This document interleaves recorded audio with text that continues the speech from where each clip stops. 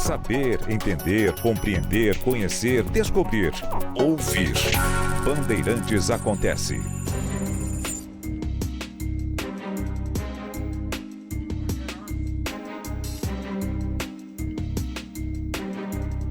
Há 80 anos, 6 de junho de 1944, nas primeiras horas, pouco depois da meia-noite, de fato, houve bombardeios naquela costa ocupada pelos nazistas. Depois, milhares de paraquedistas britânicos, canadenses, também paraquedistas dos Estados Unidos. E depois, então, a operação de dimensões inéditas. O grande desembarque na Normandia. Uma ação importante, decisiva, que foi comandada pela Grã-Bretanha, pelos Estados Unidos, pelo Canadá, mas com participação de Polônia, Noruega, Austrália, na época a Rodésia, né? Teve participação, Grécia, a então Tchecoslováquia, Bélgica, Luxemburgo, Austrália e Nova Zelândia também participaram, os países da Oceania.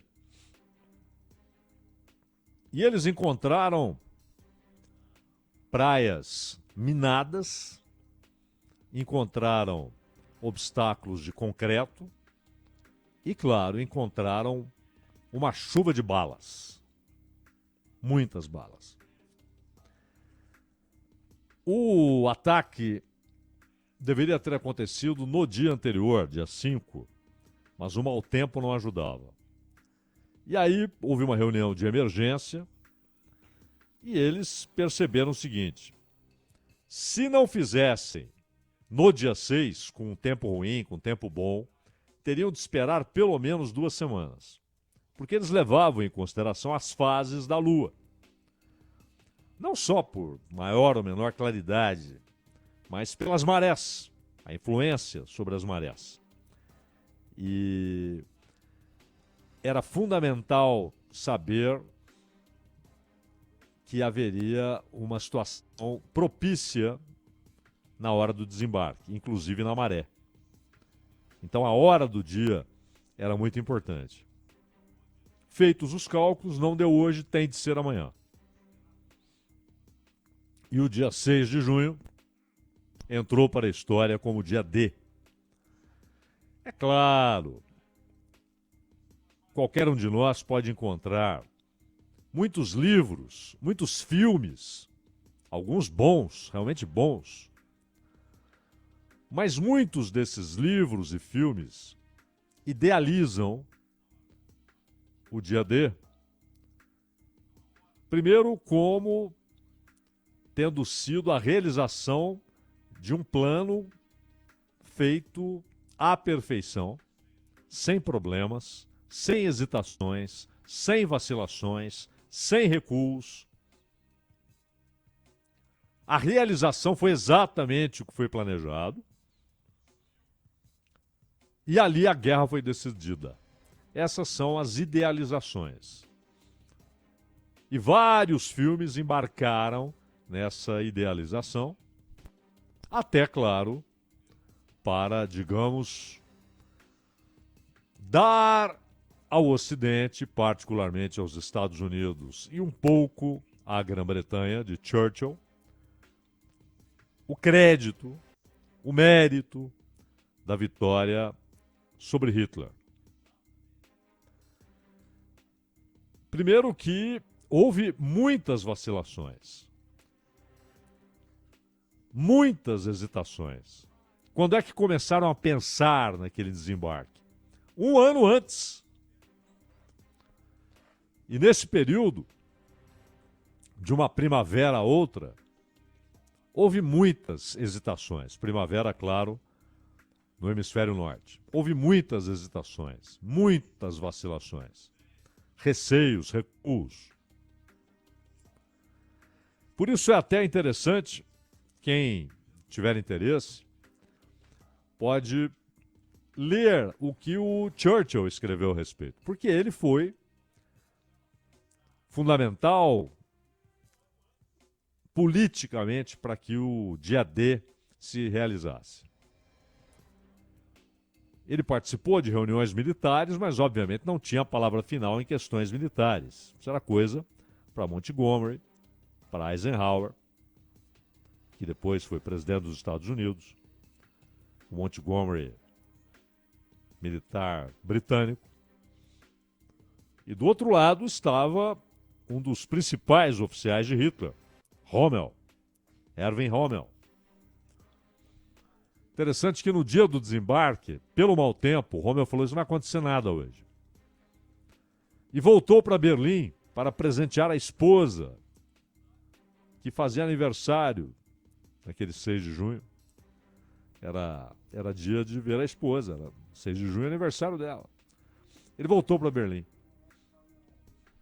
Quando as notícias começaram a chegar, demoraram para dar o recado ao Hitler, que teria acordado depois das 10 da manhã, mas que, quando recebeu a informação, não se alarmou, achou que seria mais uma vitória das suas forças. As batalhas se estenderam, as coisas não foram resolvidas no dia 6 de junho. Em julho, ainda havia a luta por Caen, um dos grandes objetivos da operação. Porque a ideia não era apenas o impacto militar, mas o impacto psicológico. Não só o impacto psicológico negativo, no caso, para os nazistas, sobre os nazistas, mas o impacto psicológico positivo que haveria na resistência, que já estava ali enfraquecida, desmoralizada, desmobilizada em boa parte, descrente. Então o impacto psicológico foi gigantesco. Aquilo reanimou a resistência na França. E se espalhou pela Europa a notícia do desembarque de dimensões inéditas. Então é claro que o dia D foi muito importante. E vale notar que houve cerca de 10 mil baixas entre os aliados, aqui considerando mortos e feridos. O número de mortos, o número tido como, este é certo, é no mínimo isso aqui, 4.400. E do lado alemão, além de dezenas de capturados, dezenas de milhares de capturados, entre mortos e feridos, algo ali entre 4.400 pessoas e 9.000 pessoas. E também feridos. Entre mortos e feridos. E capturados, dezenas de milhares. Uma grande derrota para Hitler. Mas aí vem a ideia de usar essa operação, repito, formidável, de dimensões inéditas, corajosa, ousada, porque eles não encontraram um jardim, eles encontraram minas, rajadas de metralhadora, tiros de fuzis e tiros de tanques, encontraram barreiras físicas como arame farpado e barreiras de concreto. Isso para um desembarque, para quem vem do mar, é terrível. Você tem mina na areia, ou bloqueio físico e tiro vindo do outro lado.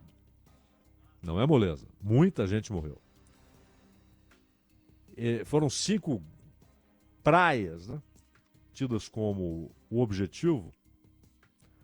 É interessante uma participação da BBC no episódio. A BBC, muito diferente da BBC de hoje, mas naquele momento, claro, a Grã-Bretanha estava quase toda em torno das ações de Churchill, apoiando, quase toda. E é bom dizer quase toda, porque havia, inclusive, quinta coluna lá dentro. Né? Inclusive, na nobreza, havia os que simpatizavam com o nazismo. Simpatizavam com o regime canalha de Adolf Hitler. Mas a maior parte do país, inclusive a direção da BBC, apoiando abertamente o Churchill. A BBC não é estatal, é pública. E o que eles fizeram? Um concurso. Pelo alcance da BBC, eles começaram a pedir quase inocentemente, ingenuamente, não sei se os alemães receberam isso ingenuamente. O fato é que eles pediram e receberam milhares de fotos.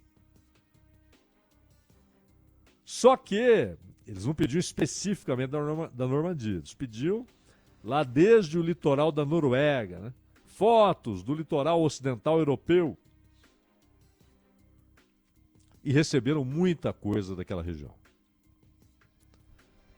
E isso serviu, inclusive, para definir as praias, além dos voos de reconhecimento, é óbvio, além do trabalho dos espiões.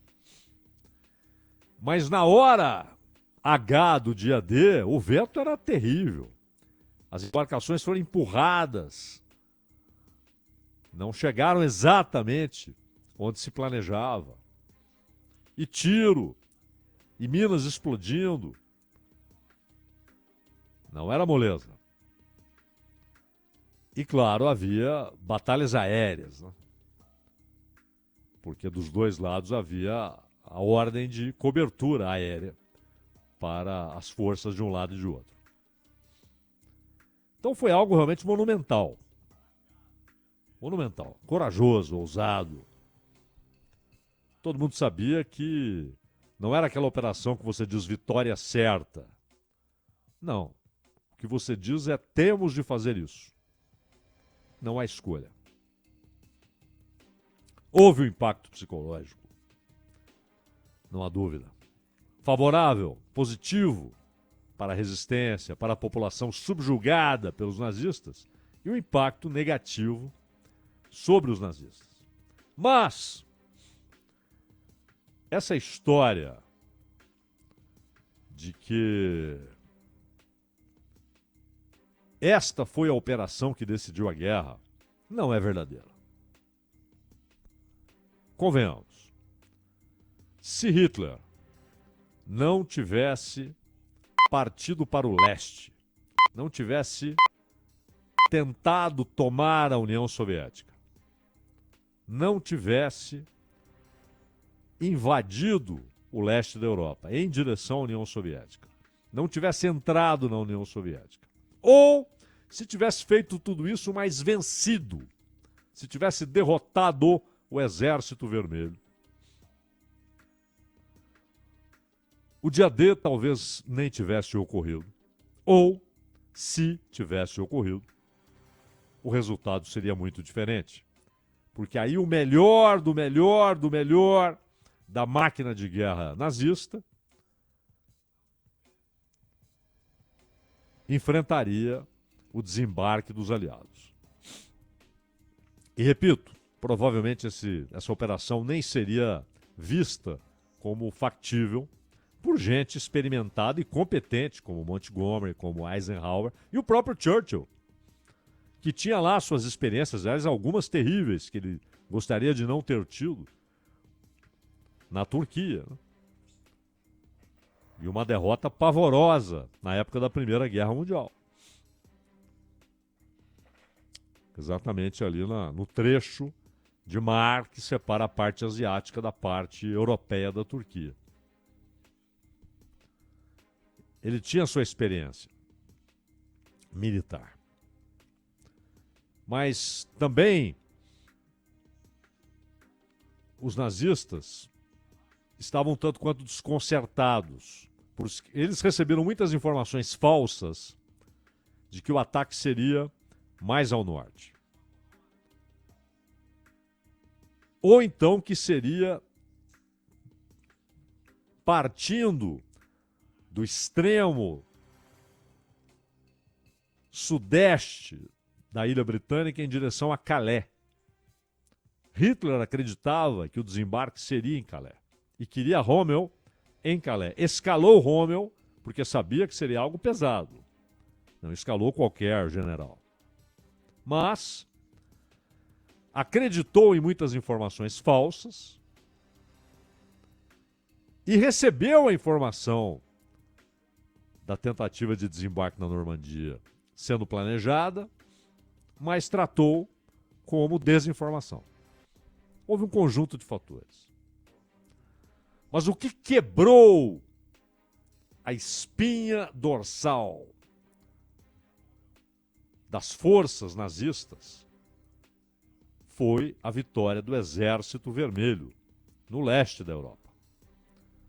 Tanto que, na reação, quando ela se torna finalmente possível, o Exército Vermelho vai parar em Berlim.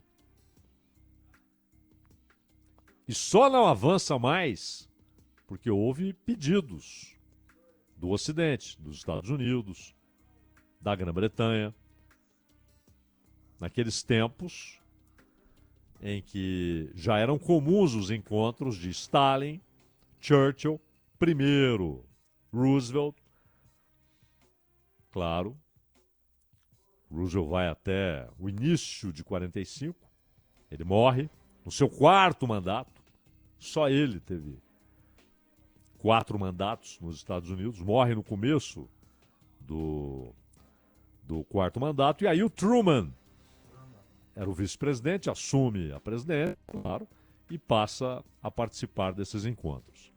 Então havia conversa direta. E houve o pedido, Stalin, pare em Berlim, porque senão toda a Alemanha seria tomada. A Alemanha que foi duramente castigada depois, Dresden, por exemplo, pela aviação ocidental, particularmente a britânica. E muita gente que nem era nazista, era alemão, mas não tinha nada a ver com o nazismo, morreu nesses ataques. Mas o que quebrou a espinha dorsal foi a vitória do Exército Vermelho. E o dia D teve esse impacto formidável, militar, claro, e mais, né? Ali começa a reconquista da França, a libertação da França. Tudo isso vai culminar com a entrada de De Gaulle em Paris. Ele que estava no chamado governo francês no exílio. Aliás, durante um tempo eu até achava que De Gaulle foi ingrato, porque depois que ele assume o poder na França, em nenhum momento ele trata esses parceiros com flores. Mas depois eu pude entender por que De Gaulle agiu assim. Documentos vão sendo liberados, né, para conhecimento público. E o De Gaulle registrou o seguinte, que chegou a fatura. Quando a França é libertada e quando começa o governo De Gaulle, vale notar que De Gaulle ficou até o final dos anos 60, e De Gaulle dizia claramente que os Estados Unidos queriam mandar na França, determinar qual seria a política francesa externa, com quem conversar, com quem não conversar, com quem fazer acordos, com quem não fazer acordos. A necessidade de a França se envolver decisivamente na luta contra a União Soviética. E o De Gaulle não aceitou. Não aceitou que os Estados Unidos ditassem a política externa da França. E por isso ele reagiu tão duramente. Por isso, inclusive, ele remove a França da organização militar da OTAN, deixando-a apenas na organização política da OTAN. Depois a França volta, claro. Imagina, né? Você tem Giscard d'Estaing, que era um sujeito brilhante, mas fanaticamente pró-união da Europa com os Estados Unidos. E, aliás, um dos idealizadores da União Europeia, que foi realizada depois por obra de um francês, Mitterrand, o pseudo-socialista Mitterrand, que também teve sangue nas mãos por crimes cometidos na África pela França, particularmente em Burkina Faso, o assassinato do Sankara, inclusive, e o Helmut Kohl.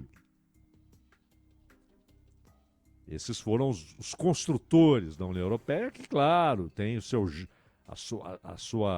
gênese lá no acordo do aço e do carvão, etc. Mas o De Gaulle reagiu assim por isso. Porque os americanos basicamente diziam, o governo dos Estados Unidos basicamente dizia, nós libertamos a França. Então agora vocês devem seguir o que nós estamos dizendo. E o De Gaulle falou, não. Até porque não havia favor nisso. A luta contra Hitler, a luta para derrotar o nazifascismo,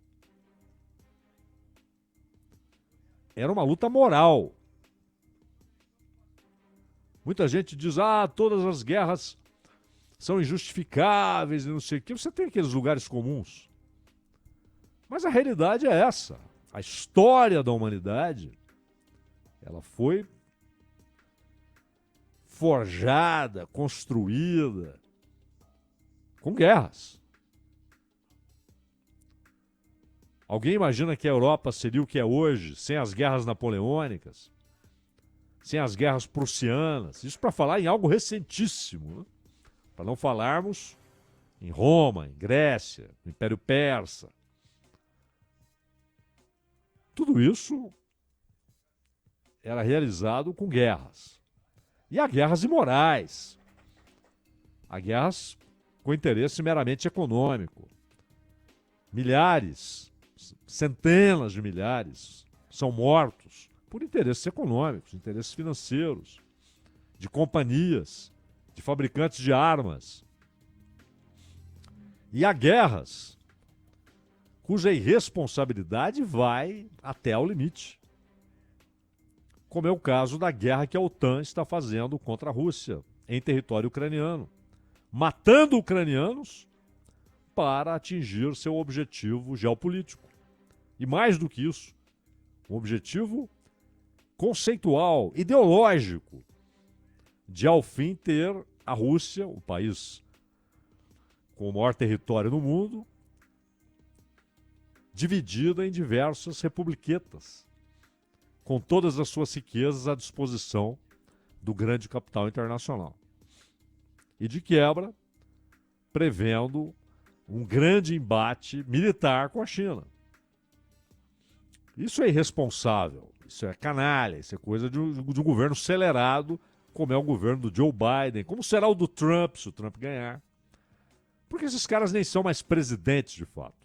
Eles são agentes da plutocracia que comanda os Estados Unidos.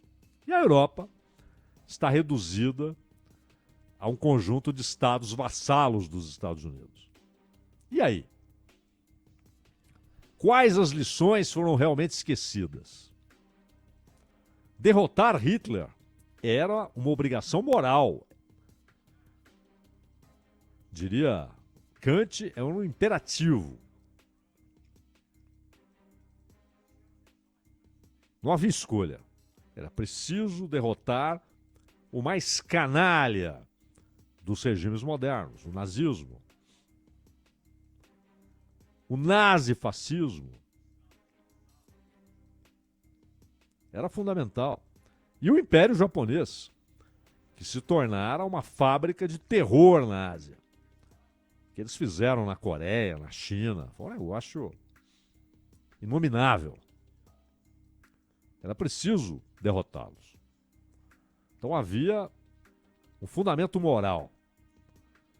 E hoje,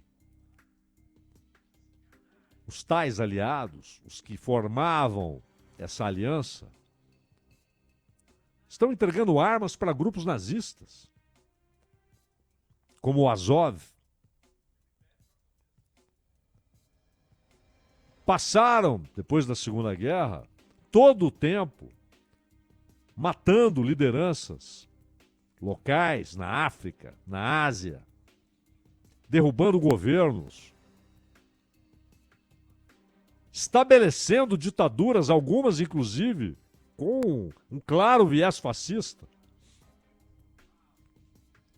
Uma base conceitual, ideológica fascista. Ou seja, a guerra tinha de fato um fundamento moral. Mas eles perderam isso. E hoje entregam armas para nazistas. E hoje alimentam regimes que têm semelhança com a ideologia nazifascista, que têm parentesco com o nazifascismo. Perderam o senso moral, o norte moral. Então o dia D deve ser lembrado, agora nessa efeméride de 80 anos, isso era lembrado depois dos 90, dos 100, mas ele não foi decisivo, como romantizam, idealizam, ele foi importantíssimo, mas não foi o que decidiu a guerra. A guerra foi decidida pela derrota de Hitler no leste. Esse foi o fator fundamental. Mas o dia D foi brilhante, ousado, corajoso. Infelizmente, tanto sangue derramado para que hoje gente amoral use o poder extraordinário que tem para alimentar coisas muito parecidas com aquilo que foi enfrentado e destruído, felizmente, na Segunda Guerra Mundial, meu caro Ronald Mendes.